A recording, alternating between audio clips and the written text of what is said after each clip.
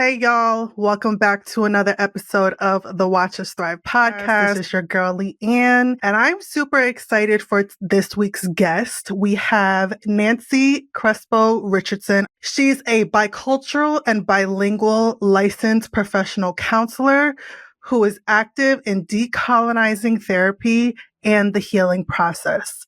She works with BIPOC and underserved communities to help them move towards healing and liberation, and encourages her clients to connect with their roots, partake in self-exploration, and find their voice in order to live an authentic life. I mean, you guys can understand why she was invited to be on the podcast. So Nancy, thank you so much for being here today. Thank you so much for having me.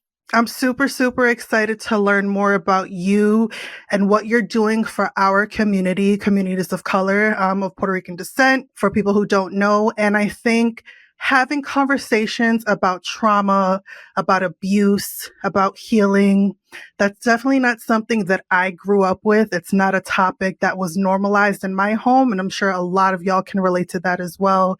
And I just appreciate seeing people who look like us, who have been through some shit, are out here like really turning their pain into their purpose. And you made this into a career. So I would love for you to talk a little bit more about who you are and what you do, like a little intro for people who are meeting you for the first time. And then I know that we're going to talk specifically about your experience with domestic violence. And I'd love to know how that experience led you into becoming a mental health professional who's now out here helping people through the pain that you've gone through in your own life. Absolutely. So thank you for that intro. Sometimes when I hear it, I kind of have to take a moment to just take that in and think about all the things that I'm doing. And that's a lot of hats to wear, and the intersectionality of it all, like you were saying, as women of color, and being in these spaces where we're finally breaking through, and we need more people like us to help people that look like us. So a little bit about what I do. I am a mental health provider. I have my own private practice. And one of the things that when I went into private practice that I really wanted to focus on was creating spaces that felt like home and comfortable, and where you just kind of like, you don't want to leave. Like you just want to sit and chit chat and kind of take away that stigma of mental health and what we're actually there to do. What I have noticed with a lot of my clients, a lot of BIPOC clients, especially because I worked with a lot of underserved communities and communities who have like low income or low resources, is they're used to having to go to hole in the walls. So I was very intentional to creating a beautiful space where I have noticed that people almost like they wait until the last minute to come into their appointment because they almost don't feel worthy to sit in a space like that. And it breaks my heart. So I go out of my way to tell them, I created this space for you. Like, this is for you. I want you to sit, enjoy it, take a water, have the chocolate, take the tea, like take it, hold up space. Like you deserve to take up space, because for so long we've been told that we can't take up space, especially when it comes to these stories of trauma. I just remember like being in college, and I had this professor, we were actually talking about DV, and she had made a statement, and I responded to that statement from like a place of like, you can move past this, like you can work through it, because the average time it takes for most DV survivors to leave is 7, right? I think that's the average out there. And I said, we can lower that. We can do so much more to lower that. And she looked at me like, you don't know what it's like to be a survivor of domestic violence. You are an outspoken woman. You're a strong woman. You will never know what it's like to be a survivor and how hard it is to leave. And I was in grad school. I had already gone through my own journey. I had left that relationship like maybe 8 years in. And I looked at her and I was like, I'm this outspoken. I am this strong woman because I survived that domestic violence. So the audacity for you to sit here and tell me that I don't know in a class where we're supposed to be learning how to help women survive domestic violence. It feels like our stories get dismissed often because we're loud, because we mask very well the things that we're going through and the things that we've been through. So I thought it was important for me to finally like open up about this, about myself. It's been years since I've really sat down and talked about it, but I noticed that it's come up a lot in my therapy sessions. And the surprise that I see in my clients' faces when they're like, wait, you survived domestic violence, or you had sexual trauma, or you had this kind of trauma. And it's like, yeah. this is the other side of it. When you do the work, when you keep pushing through and you keep doing the work and you don't let people hold you down and you keep coming to therapy or you keep going to that coach or you keep doing things that heal you, this is what that looks like. And I find that the more we go down that road, and I feel because I am in a healthy relationship now. I've been married. This year will be 18 years. I have an amazing son. Thank you. We love that. We love that. And because I'm a whole ass therapist, you know, people think like, she'll never know. She doesn't know. And it's like, no, I'm a bomb ass therapist because of all the things that I've been through. So I can sit there with you and walk you through it. And maybe it's not exactly the same, but that feeling is that same. That fear, that anxiety, that depression, that sadness, that mourning, all of it. I've been there and I'm gonna help you get out of it. Yes, that part. She is preaching. Y'all, that's only the first question that I'm asking her, right? And this is the first time me and her are connecting face to face virtually and having this conversation. What I appreciate that you brought up is the fact that your experience in college and that professor put this judgment on you. That is something that so many of us survivors of whatever kind of trauma that you've gone through face. And when it comes specifically to DV, I say this all the time. That is one thing that does not discriminate. And you really cannot judge a book by its cover because the wealthiest of the wealthiest, the poorest of the poor, and people in between can and will experience this. You know the numbers. 1 in 3 women and I believe 1 in 7 men in the United States will be a victim of DV. So you can just look at someone walking by and they might have been through it or they might know someone who has. Very likely that that is the case. But when it comes to abuse and trauma and toxic relationships, that shit happens to anyone. So please keep your judgments to yourself. Don't be so closed-minded like your professor was. And I think what makes people like you and me who are in these spaces of helping others is that we do have that lived experience. And that's why we can help because we know what the fuck it feels like to be abused by someone. We know what it feels like to not have self-worth or value within ourselves. And we've been able to do the work. That's not easy. But now we're out here helping others show that there is an other side to it. So I just appreciate you so much for bringing that up because there is such a stigma with DV that it only happens to people who live in the hood or you saw that growing up. So of course you're going to repeat the cycle.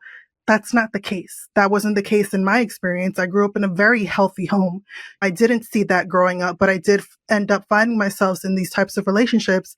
And I figured out why. And I talk about that a lot too, but don't be so closed-minded and so judgmental because you have 2 people right here that have gone through it. So it could happen to you. I pray that it doesn't if you have not experienced that.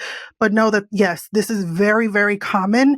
And this is why we're having these conversations to normalize that what we went through was not fucking normal, period. Right. Absolutely. It's not normal. And I think you touched on something that's very important, that we think that it only happens in the hood, but also because we're brown women or women of color, like it doesn't matter if you're in the hood or not. If you're, for me, it was a white college professor, right? Who was like, of course, that's what their people do. You know what I mean? And it's like, no, we come from very healthy cultures. We come from very loving, passionate cultures. Like this is something that has been a result of trauma, of generational trauma, ancestral trauma. And if I look down the line, I know that there's aunts that have dealt with domestic violence, you know, grandmothers that have dealt with domestic violence, but nobody talks about it.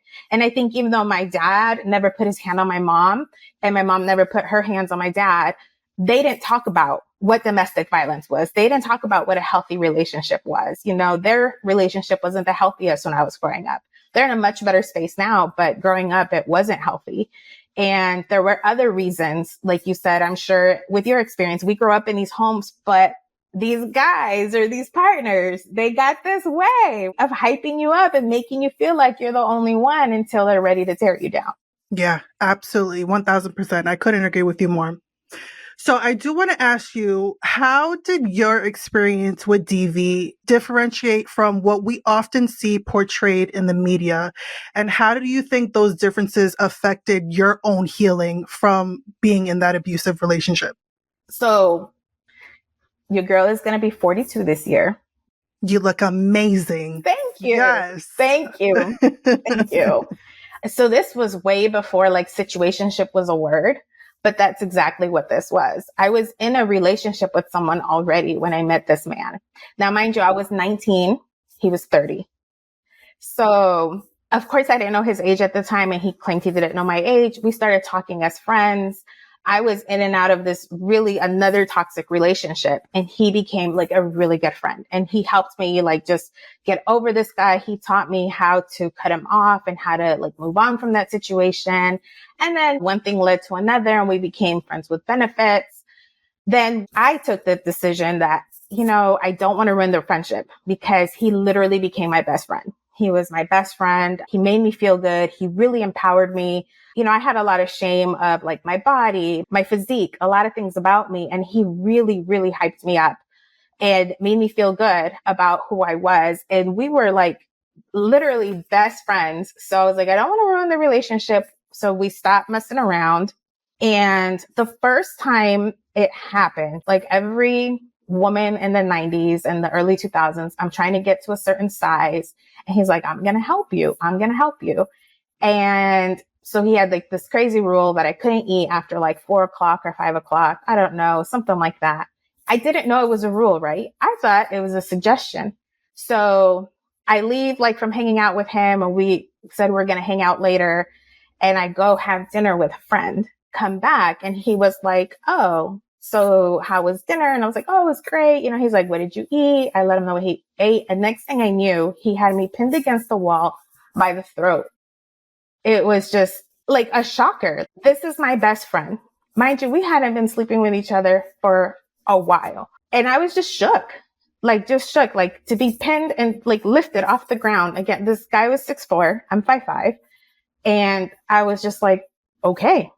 I honest to God can't remember how I left that situation. I don't know what happened. I remember having bruises, not just on my neck, but like on my hips for some reason.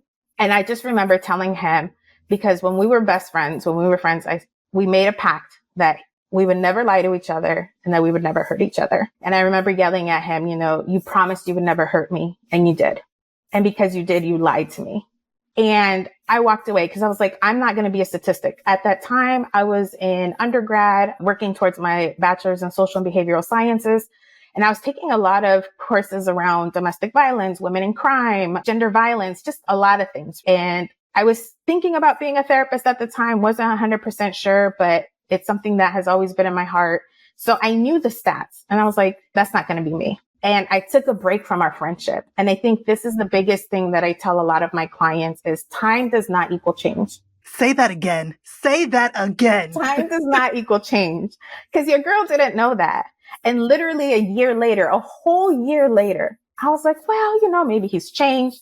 A lot of his boys are reaching out like, hey man, he really misses you. Like y'all are just meant to be. And even if it's just friends, right? Even if you guys are just friends, like he misses you. I was like, well, he ain't called me. He ain't, So I was the one who broke down and reached out a year later.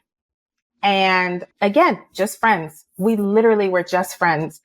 And, sorry, I'm a little No, please. shaky. It's been a minute since I've talked about this. At the time I was living with one of my really good friends. Her husband was about to get out of jail. And he was like, you don't want to be in that home. Like, you don't want none of that smoke. Like, you should move in with me. You could be my roommate, blah, blah, blah.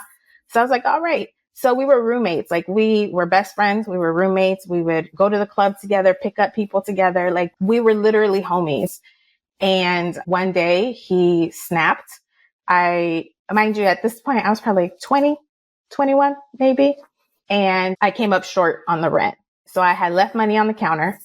I didn't write a note or anything. I told him I said, I'll probably tell him when I get back. Well, when I came back, it was a whole different story. I just remember he hit me and he knocked the hearing out of my right ear. I just remember being on the floor and hearing like this loud, like noise. And I'm like, what the hell is going on? And like I said, at the time, my parents, we have an awkward relationship, but at the time it was a really hard relationship with my parents. And I think this is why it's so important to have healthy homes and be healthy parents, because I was so scared of how I would be judged at home. I was so scared of being a failure yet again from another relationship. that I was like, I'd rather stay in this. I'll figure this out. I'm his friend. Something happened. Let me talk him through. I don't know. Like, I'm going to school for this anyway. This is my opportunity to help him. I can help him. And the reality is, like, again, you can't help somebody who doesn't see that there's anything wrong with them. And he was just like, I'm trying to make you better. I just appreciate you so much for saying that, because while my story is different, there are so many similarities in feeling like you can save this person. My ex grew up in trauma. He grew up in abuse, and I didn't grow up in that. So I'm over here with this mindset of like, let me show you something different. Let me prove myself to you. But at the end of the day, he didn't see anything wrong with what he did, because this is just something that he was used to. This is something that he grew up with. I found out afterwards that he has a track record, long criminal history of doing this to multiple people. And that's just not my responsibility to fix. Like, he needs professional help. He needs a lot of trauma healing. But until that person gets to the point that they are ready to make the change, you're not going to be able to save him or her, because we know that women can be abusive too. And thank you for sharing that, because I know it's not easy to talk about, even though it's been so many years for you. You know, I'm 3.5 years out from my abusive relationship, and it's difficult to talk about it, but I know that us coming together and sharing our stories is going to help someone who may be in this situation right now and doesn't even realize it. So I appreciate your honesty and your vulnerability, because you're literally changing lives just by sharing your own truth. Absolutely. And I think the question that you asked about, like, how is it different and how, like, it evolves, because from that day on, and it wasn't until many years later, probably maybe like 5 years ago, I finally accepted the fact that, like, what followed was I was sexually assaulted through coercion, because I thought if I didn't give in, this meant, so we lived like on a cliff kind of thing. So he would always just mention that people could go down that cliff and they wouldn't be found, or something could happen, because we didn't have like a balcony or a porch. It was just literally like, you open the sliding door and there you go. Right. Like, I feared that, like, well, this is what he wants. If this is what he needs, like, then I'm just going to give in. And we became sexually involved again, just because I felt like, well, if this is going to tame him, we go back to the other forms of abuse, which was the restricting of my diet. So now I couldn't eat or drink water for days. I lost about 17 pounds in the matter of 3 days, because he would check to make sure that I didn't eat by making me gag. So if I threw up, that meant I put something in my stomach. And I just was like, what am I doing? Like, I just had that moment. Like, but again, I was scared to move back home. At this point, I wasn't like really talking to a lot of my friends. A lot of my friends just kind of had gone their separate ways. We had all gone our separate ways. He had become my world. He was my best friend. That isolation, all of his friends were my friends. And again, I had never seen him like harm a girl. Like, I knew how he talked about women, because, I was doing my thing too. And I talked about men like that too. And like, we would laugh about relationships, but I never saw him physically harm anyone. So this was just like, what is going on? What is going on? And I think the straw that broke the camel's back was one night I came home from work and he had brought another girl into the house. And again, like, we've always, when we were messing around, as long as we were both using protection and we didn't care, we were friends with benefits. What you do is your business. What I do is my business. But again, we hadn't had this discussion at this point. I'm just doing what I need to do to stay alive. And he brings this other girl in. He forces me to watch them have sex. But before that, he had taken me into the room and taken my clothes off, and he hit me with a belt. He had me lay down on a bed, and he hit me with a belt. So I had welts all down my back. And I remember thinking, God, if you just get me out of this one, I swear, I don't care where I go. I'll go to a shelter. I don't care where I go. This is where I draw the line. And I think that is an important question that I ask a lot of my clients is, what is your non-negotiable? I didn't know that was my non-negotiable until then. So we have that realistic conversation of when they say, well, I guess him hitting me is my non-negotiable. I'm like, no, boo-boo, because he's already crossed that line and we're still there. So what is it going to take? And for me, it was that humiliation of like it was a lot. And this isn't even like my man. So there's nothing I can do. I need to survive at this point, and surviving means leaving. And I remember texting my sister that night and saying, like, if I don't text you in the morning or if I don't answer my phone, it was him. And at the time I didn't have a car because, again, that isolation, I had gotten in a car accident. So I don't know if that triggered some stuff. So like I didn't have a car. I think I had to be at work at like early in the morning. I left the house at 5 a.m. and I stole his car. I had just learned how to drive stick shift. I took his car and I met my sister and I left his car somewhere. And I was like, I just need to go to the nearest police station. I just need to file a report. And that's how the ball got rolling and things continued to happen from there. But thankfully.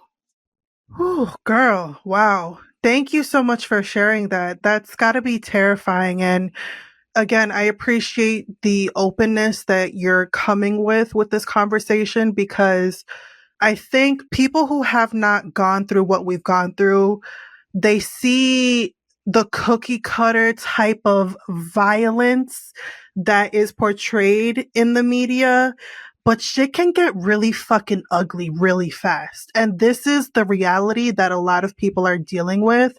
So I appreciate you painting the picture to know that, yes, it is that serious.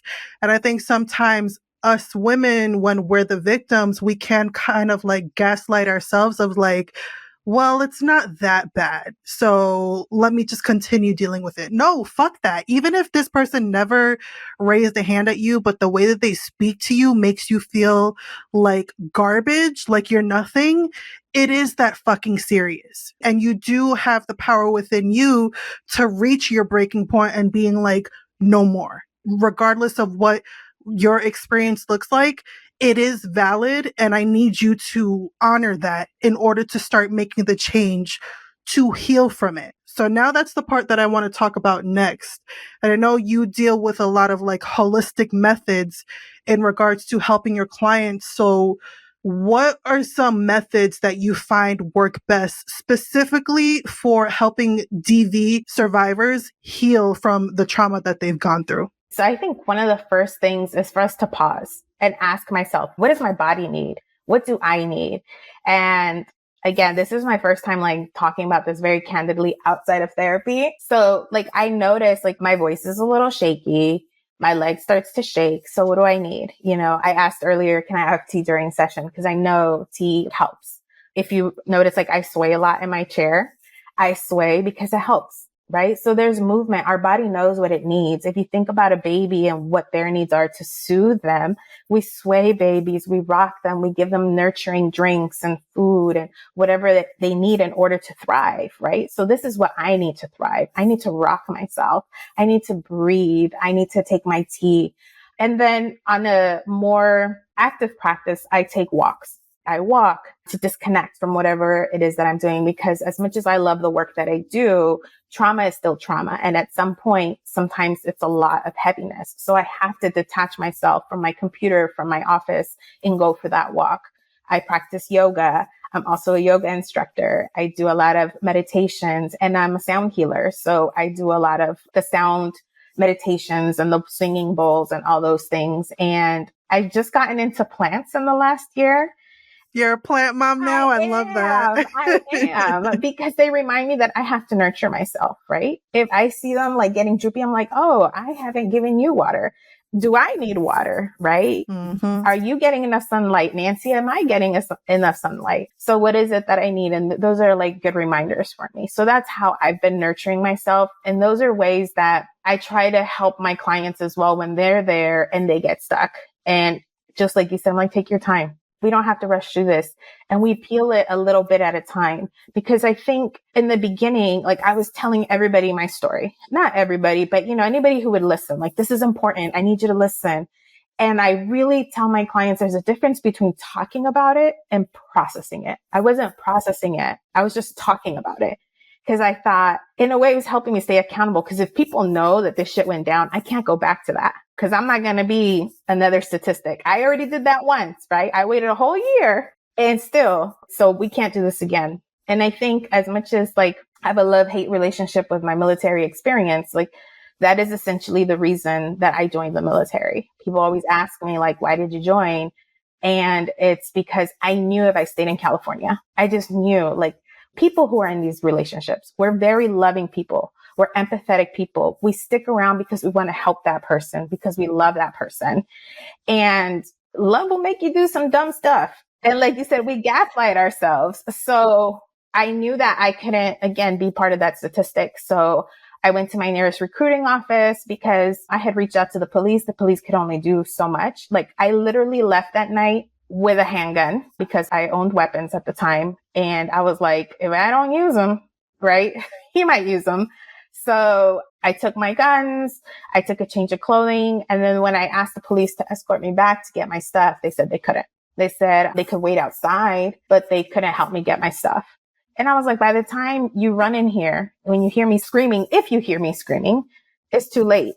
So I literally left with the clothes on my back and two handguns. And that was it. And so I had to rebuild from everything. And that was like in January, February. And then in July, as soon as I graduated with my bachelor's, I joined the military. And I was like, send me as far as you can. And they said, we have a position open in Germany. And I said, let's do it. Sign me up. Sign me up. Wow. Wow. What an amazing story. And just to see who you are today, I give you so many flowers. It's so commendable to be able to see that there is a silver lining to the things that you've gone through. And now you're out here really helping your clients being able to see that there is a beautiful life that you can live after abuse.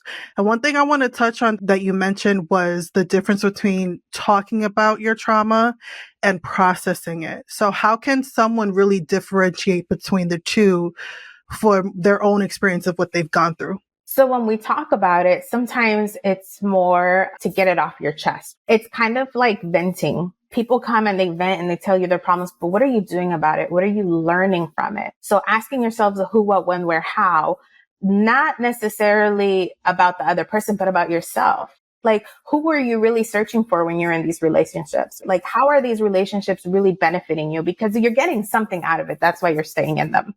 And I tell my clients, like, there is something that this person is giving you that I can't give you, your mama can't give you, nobody can give you. You only see it in this person. So once you figure out what that thing is, and then you can find out, like, how can I do this for myself? That's how you free yourself.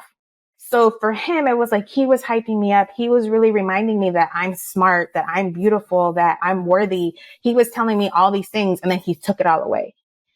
And I was like, you don't get to take that away. I remember, like, that's who your homegirl was. That's who your best friend, your sister was to everybody until 3 weeks ago. So I'm taking that back. Like, you taught me how to walk away from one person before I can walk away from you. So it was just, yeah, I think, like, what was I getting from that relationship? And once I was able to give that to myself, like, I wasn't going to repeat those patterns with other people.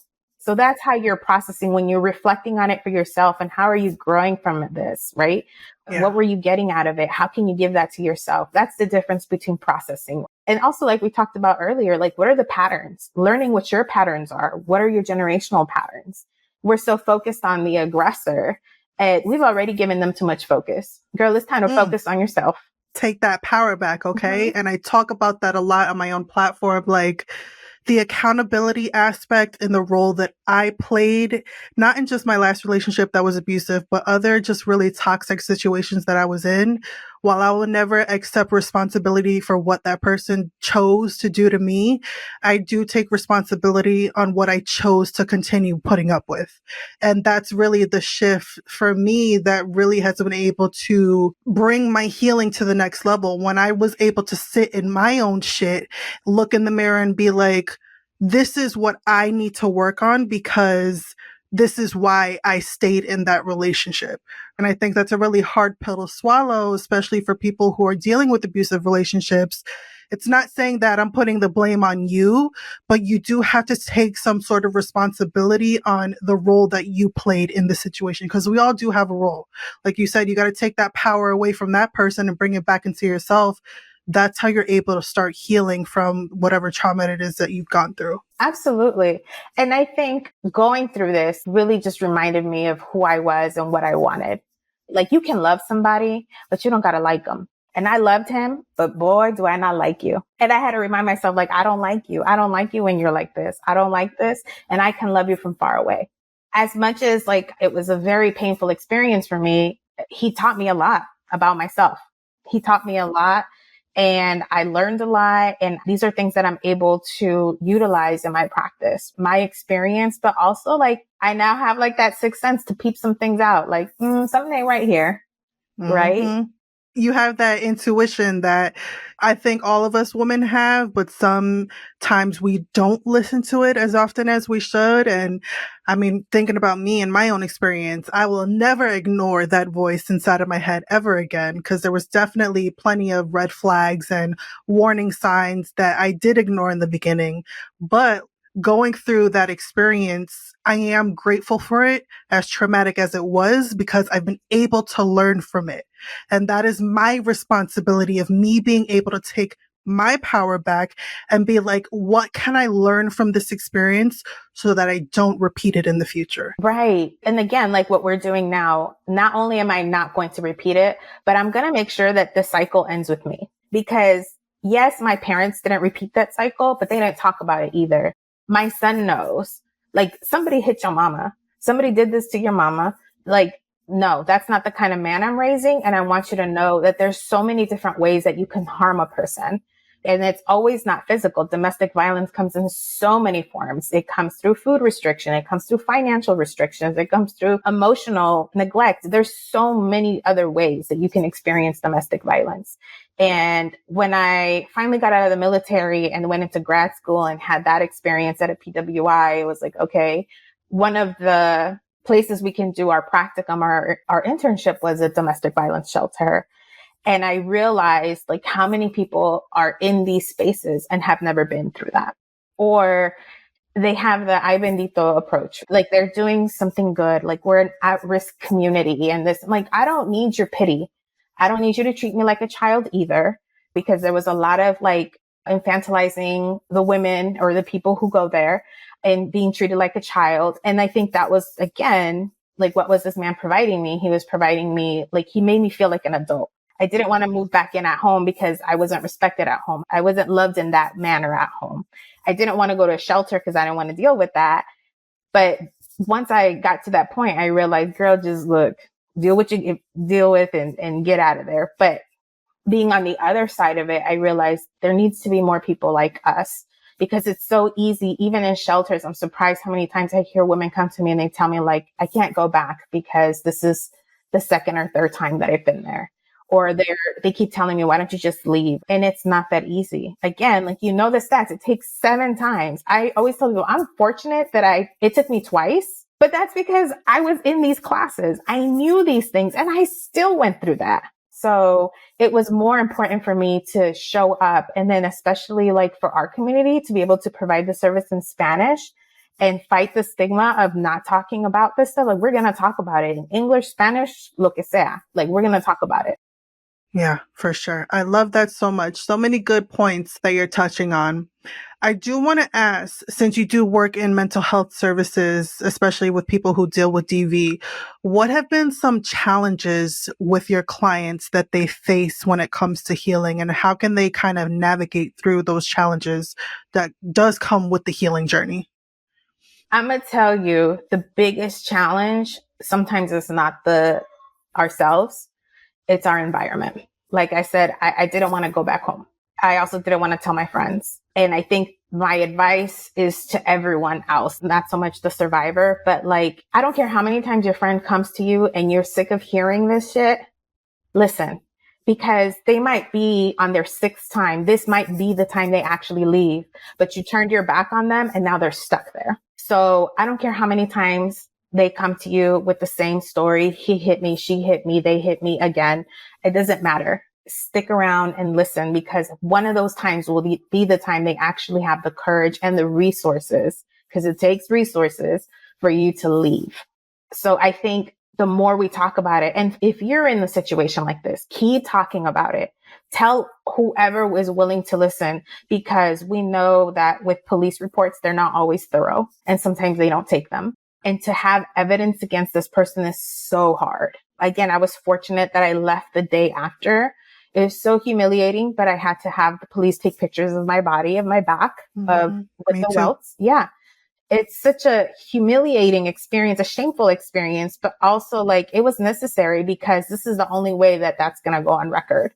So keep telling people, because the first thing they're going to ask is like, who else have you told? And that's why we have like the whole Me Too movement, like, oh, they never came out and told anybody. Well, because you wouldn't listen, because you would blame them. All it takes is one person to listen, and then the gates open and we're willing to have this conversation and tell you. So yeah, I think just keep it in conversation. We're going to keep talking about it. I love your motto of like, we're going to talk about the things that you don't want to talk about, but we have to talk about. Yes, absolutely. We're going to put it in people's faces, no matter how uncomfortable it makes you feel, because this is how the healing happens. This can inspire someone just by listening to this episode. You know, I'm going to take my power back and I'm going to start my process, and know that it's not going to be easy. But like Nancy said, leaning on that support system, even if it's just one person in your corner, that can completely change the trajectory of your own healing process. So you just need one person. Be loud, be proud about it. And I do understand that there are feelings that come up with this healing, like the shame, like the embarrassment, like the guilt, like the sadness, like the I miss him, I still love him.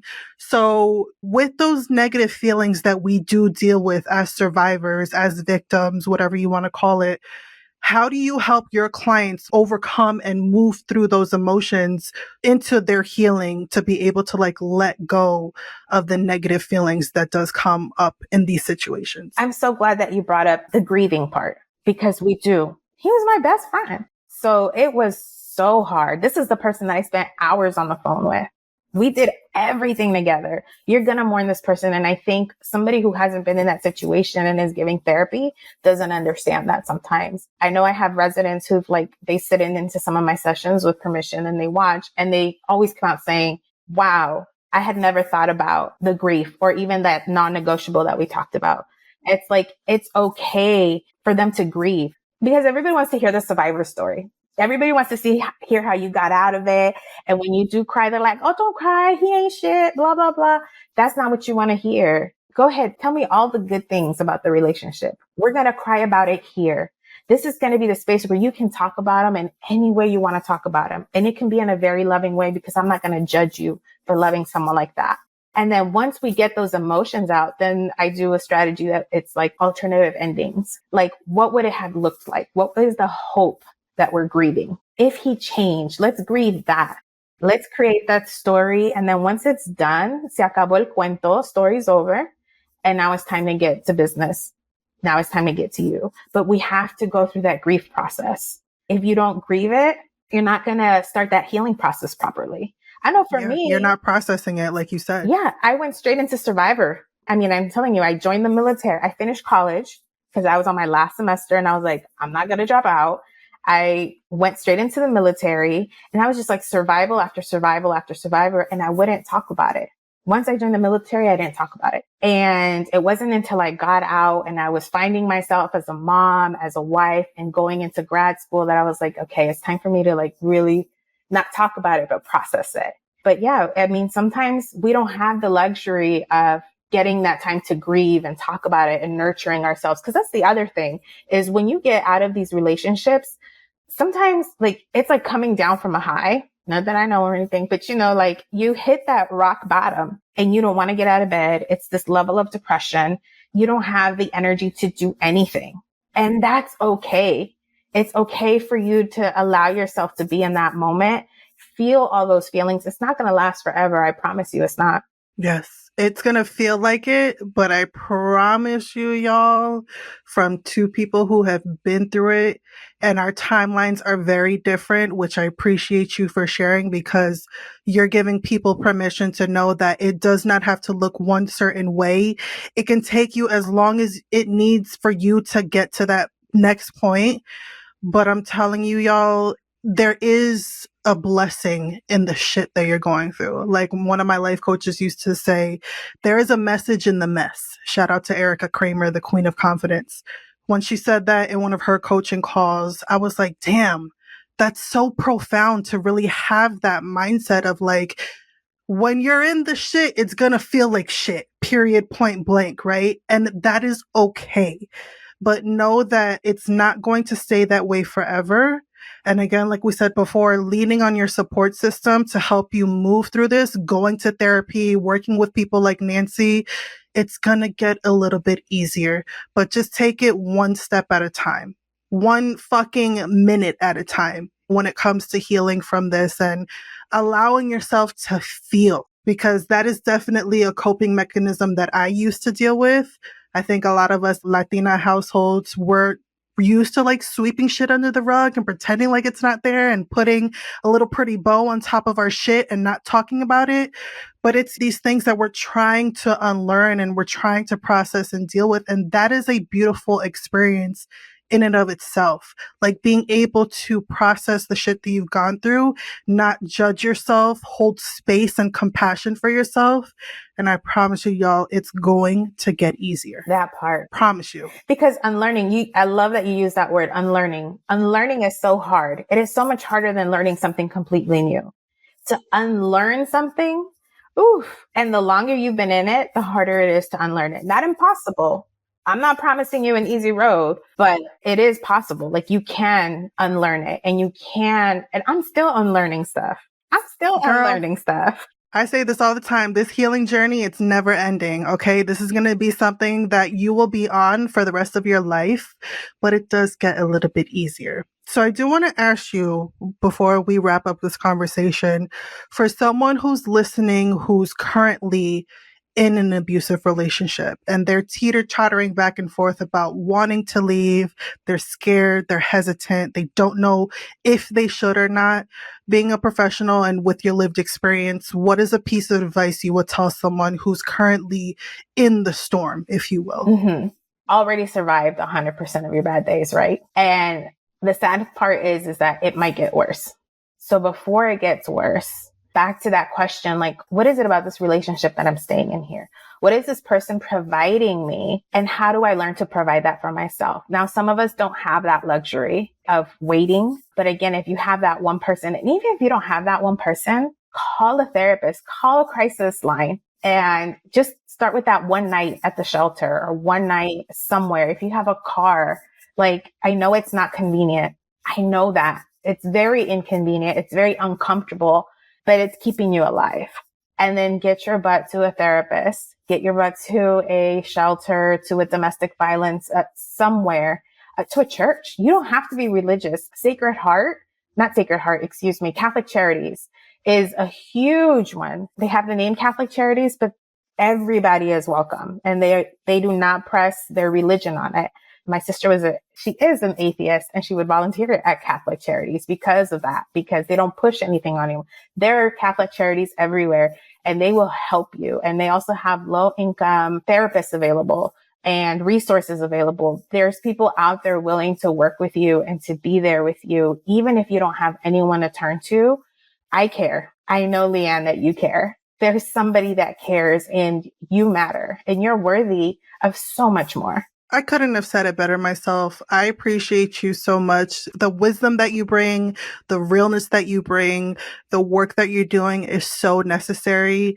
I do want to ask you, since you're on the Watch Us Thrive podcast, tell me, what does thriving mean to you? So I had to really think about it. And I'm huge with my clients and using the dictionary because we be using our words just la-di-da-di, right? Thriving means to grow and to develop. I have been growing. I have been developing in this process.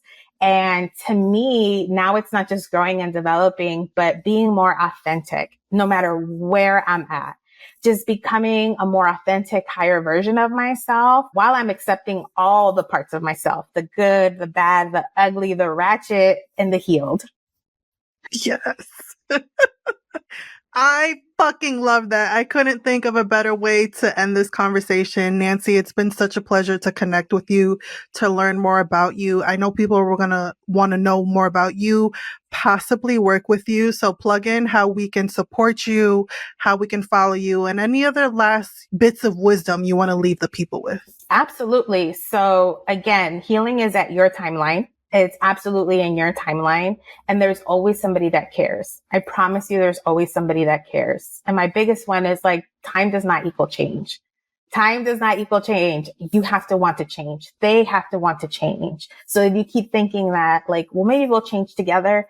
First of all, they're going to have to want to change. And even if they do want to change, you can't heal where you've been hurt.